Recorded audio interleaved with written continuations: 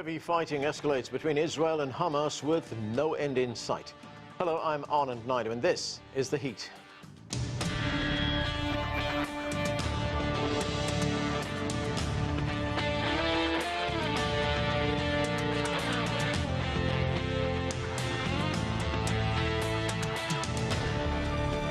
It began with weeks of daily clashes between Palestinian protesters and Israeli police in Jerusalem.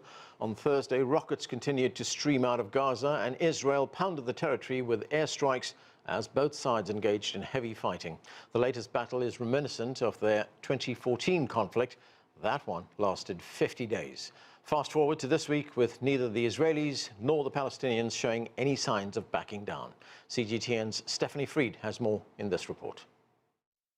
The Gaza-Israel conflict continued on Thursday with no sign of de-escalation as both sides fired rockets and missiles throughout the day in an exchange described by military experts as unprecedented in its scope and intensity.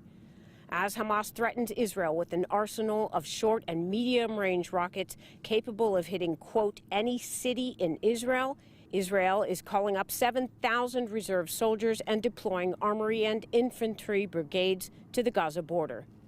Speculation around an imminent Israel ground invasion into Gaza is growing as international appeals for a ceasefire are met with defiance from both sides. As Israel's interim Prime Minister Benjamin Netanyahu said, "We'll hit them like they never dreamed possible," Hamas militants warned international airlines against flying to Israel, saying the group is targeting Israel's airports. Israel halted all flights going in and out of the country's international airport Thursday, rerouting air traffic to southern Israel. On Thursday, Hamas announced the southern Israel hub was targeted by rocket attacks. Israel is also on the brink of civil war as rampaging gangs of Jews and Arabs battle each other on the streets of dozens of cities throughout the country, carrying out lynches and torching businesses, cars, and homes in what is being described as anarchy. Stephanie Fried, CGTN, on the Gaza-Israel border. Joining us now from Ramallah is Hanan Ashrawi, long an advocate for Palestinian rights. She's been an educator, legislator, and spokeswoman for the Palestinian delegation to the Israeli-Palestinian peace talks back in the early 1990s. Most recently, she served as a member of the PLO Executive Committee. Hanan, thanks so much for joining us. My pleasure, Anand. It's good to see you again. Great to see you as well at this time. Let's look at the situation right now. Dozens of Palestinians have been killed, including at least 16 children. And on the Israeli side, 6 Israelis have been killed, including, we understand, a soldier as well. And latest reports say that the Israelis are massing at the Gaza border. There could be a land invasion taking place very soon. What is your assessment of what has happened and what is possibly going to happen? Unfortunately, this is a very sinister and lethal pattern that we have seen repeatedly. Israel seems to think that it can tame and subdue a whole nation under occupation through the use of sheer power and weapons and brute force.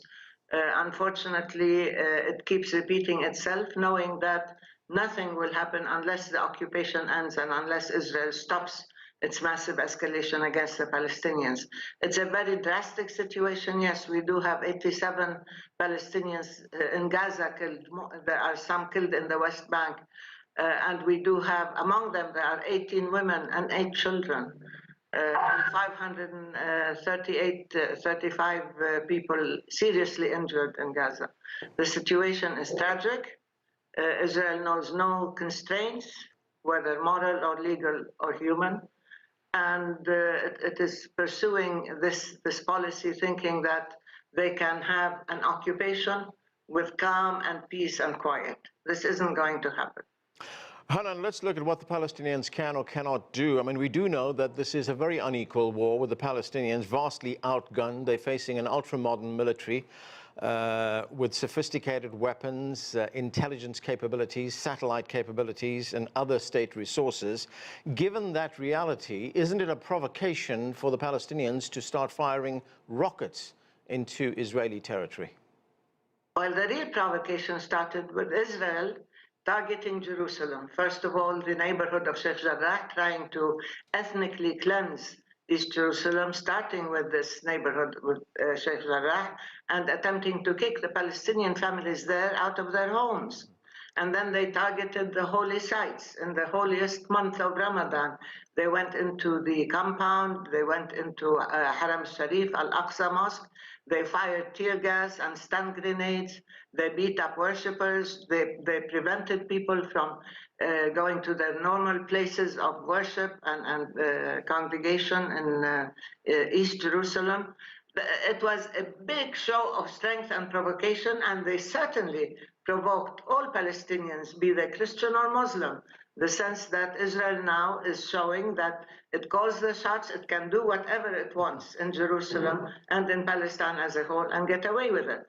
And they were warned repeatedly, and Hamas asked them to stop and gave them ultimatum and deadlines, and they refused, they persisted, and this led to this explosion in Gaza, where there were a few projectiles, you call them rockets, whatever you want, cast at Israel. Now, the thing is, Israel is not used to paying the price for anything it does, because it's been granted preferential treatment and it acts with full impunity, and this is one of the times in which there was a price for its actions from Gaza. And obviously it had a plan in place of a very brutal and reckless military assault that totally destroyed residential buildings, high-rises, infrastructure, in addition to the lives of human beings and the future of children.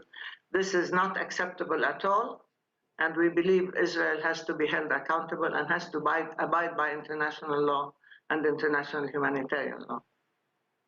There has also been another very dangerous and insidious development which we've been seeing on the streets of Jerusalem, and that's where we're seeing fighting between Palestinians and Jews on the streets. This is sectarian fighting that's taking place on the streets. What do you know about that? How concerned are you about that? And could that escalate? Yeah, well, in Jerusalem is a Palestinian city, after all. It's occupied by Israel, but it's not an Israeli city. So it has been oppressed and targeted, its land stolen, and the homes demolished, and so on for some time now. But within Israel proper, if you will, the indigenous people, the Palestinians who stayed when the State of Israel was created in 1947-48, these are the ones who are now being targeted and who are clashing with the extremist Jewish elements in Israel. As you know, for a long time now, Israel has practiced systemic and legalized discrimination against them, whether in education or in housing or in schooling, in hospitals, in healthcare, in every possible way. And at the same time, Netanyahu and his right-wing government have been moving to the right, have been moving to the most extreme, violent, racist ideology, and they have encouraged these racist elements within Israel and, of course, in the West Bank. So this policy that has been endemic, that has been built into the system, particularly with the racist laws that were adopted, the nation-state law that says in Israel, only the Jews can have self-determination, which is licensed to discriminate, licensed to exercise Jewish supremacy, and to exercise violence, of course, against the Palestinians. So matters have come to a head. You have a provocation in Jerusalem, the capital of Palestine, and the most holy places in Jerusalem, and provocations in Gaza and the killing of the innocents. And of course, there are protests in the West Bank and now in Israel proper, where you have the indigenous Palestinians facing horrendous violence by extremist Jewish groups. So it just exposed, it lays wide open the real nature of the Israeli system and the nature of the violence inherent within the Israeli society as a whole. Well, as you say, matters have come to a head, and it doesn't seem that either side is prepared to back down right now and allow more at least calmer minds to prevail. The Israeli Prime Minister Benjamin Netanyahu insists that Jerusalem is Israel's undivided capital, despite the fact that, as you pointed out, East Jerusalem is occupied territory. This is what Prime Minister Netanyahu had to say. Let's listen. We will not allow extremist elements to disturb the peace in Jerusalem. We will enforce law and order decisively and responsibly. We will continue to ensure freedom of worship to all religions, but will not allow violent unrest. Jerusalem is Israel's capital, and just as every nation builds in its capital and builds up its capital, we also have the right to build in Jerusalem and to build up Jerusalem. That is what we have done, and that is what we will continue to do. So there you hear it, Hanan, the Prime Minister saying we have a right to build in Jerusalem. I mean, where does it go to from here? But this is entirely antithetical to international law and to the will of the international community. Everybody in the world voted that Jerusalem is a Palestinian city which is occupied by Israel and therefore subject to the Fourth Geneva Convention. Only Netanyahu seems to think in his dream world that Jerusalem is his. They've annexed it illegally. They've been carrying out systematic oppression and land confiscation and house demolitions and evictions in Jerusalem, trying to change the character and the history of Jerusalem. Now, I could say I like London. I want London to be my capital and I want to build in my capital. But London is not my capital. The same thing that East Jerusalem is not Israel's capital. It's our city, it's a Palestinian city, and no matter how much they try, ethnic cleansing or genetic engineering or demographic engineering, they're not going to transform the character of the city, its history, its culture, and turn it into an exclusively Jewish city. This is unacceptable. And that's why it provokes Palestinians, Christians, and Muslims everywhere, and people who respect international law and believe that Palestinians have equal rights. Hanan, I've just got about a minute left, but I want to look at the international response to what is happening in the region right now. China has called for a de-escalation. It strongly condemned the violence against civilians. In fact, China has called for all relevant parties, quoting here, especially Israel, to exercise restraint. But there hasn't been much from the rest of the world. In fact, Israel's main international supporter, the United States, appears reluctant to get involved. There is an envoy going to the region from the United States. It's a pretty low-tier civil servant to talk to the Israelis, and he will not be talking to Hamas. He'll be talking to the Palestinian Authority, which really has no control over the fighting that is taking place right now. What do you make of the international response, and what would you like to see from the international community? Well, on the whole, it's rather feeble, but this has been the case with the international community for a long time. We get lip service, we get denunciations of Israeli violations and violence, we get sometimes statements of support, but we never see that translated into action. Even UN resolutions have never been respected, abided by, or implemented. China, yes, did condemn, several countries condemned, but what is needed is serious intervention to curb Israeli violations, to provide the Palestinians with protection, to provide accountability for Israel, and to deal with the real causes rather than constantly dealing with the outcome or with the symptoms. So, and Biden, as you said, is sending a low-level civil servant, which doesn't say much. He suffers from the illusion that he can sort of ignore this very volatile situation based on injustice and cruelty, and that it will go away. If you ignore it, it's not going to go away. It can only get worse, because unless you end the occupation, unless you treat the Palestinians as equal, unless you hold Israel accountable in accordance with international law, this is a situation that is going to continue, is going to be aggravated, and is going to escalate. It might quiet down for a while, but it will flare up again.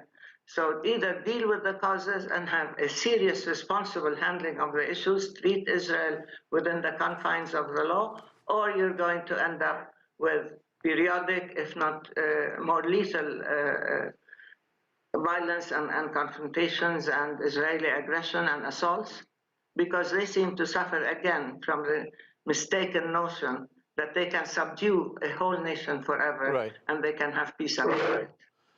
Hanan Ashrawi, thanks for joining us. You're welcome. It's my pleasure.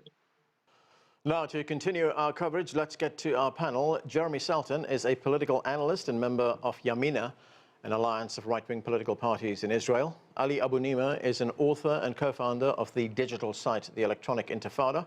And Amotz Asa-El is an award-winning journalist and senior commentator for the Jerusalem Post. Thank you, everyone, for being with us. Amotz Asa-El, let me start with you.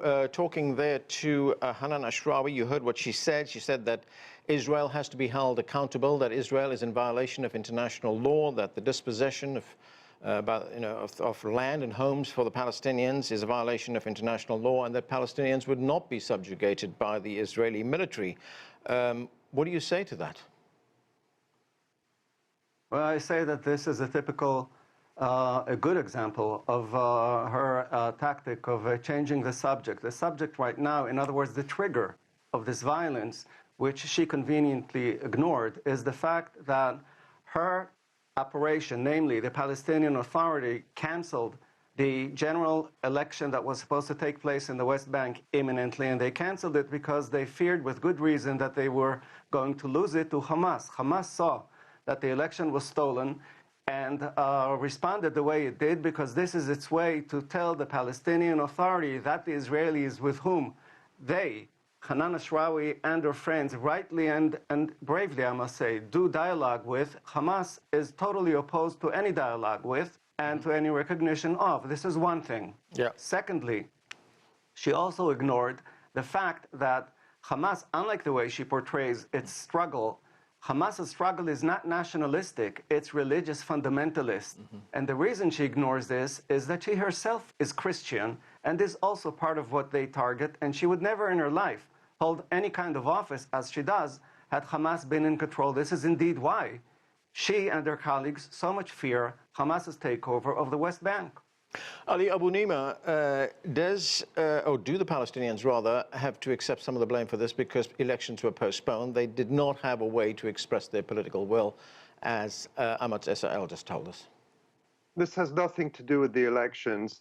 What we're seeing right now across historic Palestine, from Gaza, across the West Bank and within the areas occupied in 1948, is a massive uprising of all Palestinians against a settler colonial regime. And it's quite ironic for your other guest to talk about religious fundamentalism when the trigger for this current escalation was Israel's effort, its constant effort to impose its will in Jerusalem, to Judaize Jerusalem, to ethnically cleanse families from occupied East Jerusalem. And I think Israel made a major miscalculation when they thought they had a free hand in Jerusalem to continue this ethnic cleansing, thinking there would be no response from Palestinian resistance groups in Gaza. And I think Israel got a severe lesson that Palestinians are quite unified around the legitimacy of resistance. Like any occupied people and like any people living under a colonial regime like Israel's. And I just want to say, in terms of the violence now, there is absolutely no moral equivalence whatsoever between a nuclear-armed military occupier attacking civilians caged in a ghetto like Gaza and an occupied people defending themselves, exercising their right to self-defense and resistance with the limited means they have.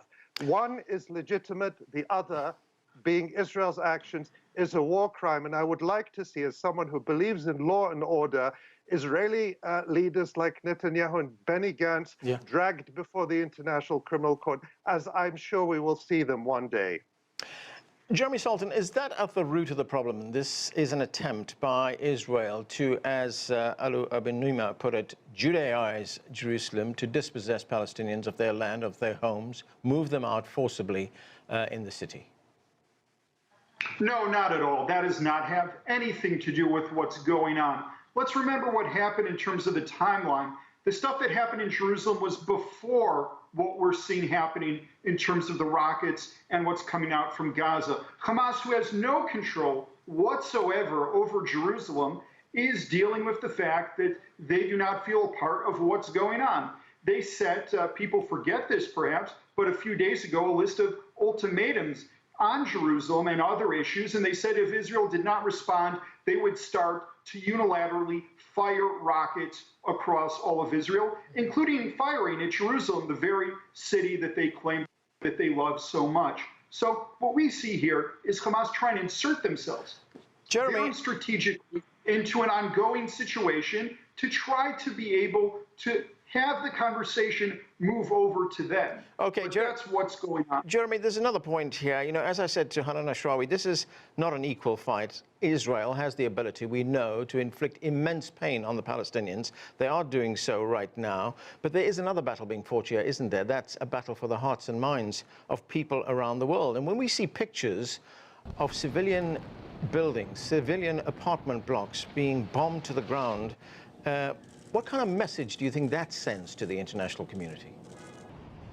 Well, I think what the message that we should be sending is, and I think it's unfortunate that this message does not go out, is the fact that what Hamas is doing is putting the rocket launchers on the top of residential apartment buildings. They put it within hospital and educational complexes. I don't think that that is something that makes the pictures that you are talking about on the various newspapers throughout the globe. I think instead, as you said, they have instead the pictures of the poor women, children, babies that have died as a result of this conflict. But I will tell you something. The ones who are responsible are not the Israeli Air Force that goes ahead and presses the button on those bombs. The one who is responsible for those deaths are Hamas, who are choosing deliberately to put those innocent civilians in a place to have a situation of collateral damage. And that is despicable in my view. Okay, Ali Abunimah, the Hamas leader, Ismail Haniyeh, he says the group is ready, but, you know, if we look at Gaza right now, it's slowly being flattened by Israeli bombs. I mean, let's listen to what the Israeli Prime Minister, Benjamin Netanyahu, had to say. These sons of darkness, the terrorists of Hamas and Islamic Jihad, they bear the responsibility. We eliminated senior commanders in the Hamas General Command, including the commander of Gaza Brigade and other commanders. This is just the beginning. We will strike them with hits they did not dream of. So, Ali, I mean, those are ominous words there from Prime Minister Benjamin Netanyahu. And isn't this a little bit suicidal on the part of Palestinians to take on the Israelis in this way, firing rockets into Israel? Let me say two things. First, I think it's important to respond to the lies that were told by your other guest.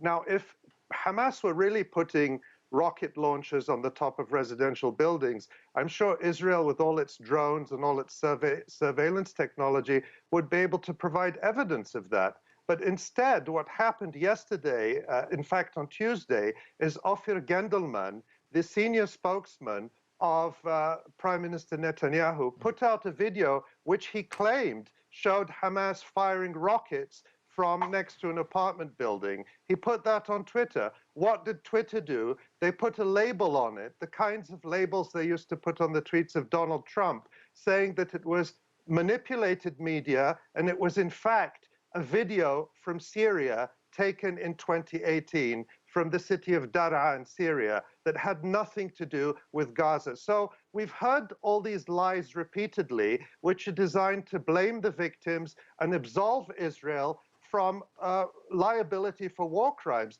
And if it were true that Hamas were placing civilians in harm's way, Israel would still be responsible legally for knowingly attacking sites where many civilians were present. So this is a lie that we hear repeated constantly. All right. As far as whether it's suicidal, you asked me a question, I'd like to answer it. The Palestinians, you know, they're damned if they do and they're damned if they don't. In the West Bank, you have a Palestinian Authority that for decades has been collaborating with the Israeli occupation, doing so-called security coordination, which Israeli security officials praise them for routinely. Has that protected Palestinians from the demolition of their homes, from the theft of their land, from racist, fanatical settlers taking their homes? It hasn't. So Palestinians have the right to resist. They have the right to struggle. And I'll say this in closing. Apartheid South Africa had nuclear weapons, had warplanes, had world powers on its side, and it did not survive against the resistance of an indigenous people. And Israel's apartheid regime is heading in the same direction. Amotz, if we look at the international response to this, as I said earlier on, China has called for de-escalation. Now we have the Turkish president, Recep Tayyip Erdogan, who's reportedly told the Russian President Vladimir Putin that Israel should be given, quote, a strong and deterrent lesson. I mean, there's no clarity on what that lesson should be, but does it concern you what the international response has been, especially the fact that the U.S. is now seems to be adopting a hands-off approach? My question to Mr. Erdogan, if he's an interlocutor here in any way, would first of all be, how come he is occupying northern Cyprus by any legal yardstick and still has what to tell others? So let's get him out of the discussion. What he says is completely inconsistent with his own actions, and it is typical hypocrisy. Set him aside. My question is to Mr. Abunimah. Yeah. He says that we, the Israelis, are laying siege to Gaza and caging its population. So my question is cartographic. I looked in the atlas, and I saw that the Gaza Strip is a rectangle whose northern side is the sea, whose eastern and southern side are indeed Israel, and are indeed not open for civilian traffic, although there is plenty of commercial traffic in full and broad daylight daily. But then there is the western side. The western flank of Gaza borders on Egypt. So my question to Mr. Abunimah is, are they also laying siege to Gaza? And if not, then how come he says that Gaza is under siege? All right, let me give Ali a I'd be happy to answer that. I'd be happy to answer that. Of course, Egypt, the Sisi dictatorship, which, like Israel, is a client of the United States and an ally of Israel, is helping Israel's siege of Gaza. Just like Israel is besieging Gaza from the sea and the land on three sides, the Sisi dictatorship, which oppresses the Egyptian people, also oppresses the Palestinian people and does it in full alliance with Israel. So I express my solidarity to the Egyptian people as well, who live under the Israeli-allied Sisi dictatorship. Okay. So absolutely, the answer to the question is yes. Thanks for the clarification, and I suggest only one comment. Okay, I want to get to Jeremy Saltan. Jeremy, I suggest that in the future, when you say Israel lays siege and cages the Palestinian population of Gaza, please rephrase it and say Israel and Egypt jointly cage Palestinians in Gaza. Yeah, you'd be more accurate according to your own explanations. Good, I'm happy we've clarified that. Thanks. Okay. Happy to clarify that. But that's the beginning of an interesting dialogue between the two of us, I should hope. None of that lessens, none of that reduces the Israeli liability as the occupying power. Despite Egyptian complicity, Israel is, under international law, the occupying power and is in violation of the Fourth Geneva Convention and is liable. Israel has evacuated Gaza. There isn't one Israeli person, whether civilian or military, in Gaza. I have to move on to Jeremy. Thanks. I have to move on to Jeremy. Jeremy, you know, we were talking earlier on about the fact that Israeli troops have now massed at the Gaza border, possibility of a land invasion into Gaza. What kind of risks are there in that kind of strategy? Well, look, we're in a situation which, obviously, without seeing any restraint here from Hamas, we could end up seeing a very, very, very long land-ground operation, similar to what we saw in 2014 of Operation Protective Edge. Right. I really hope that that isn't the case, but it is very, very possible that that is the direction in which we are going. And that's where we have to leave it. Thanks to all of you for being with us. That's it for this edition of The Heat. I'm Anand Naidu in Washington, D.C. Thanks for watching.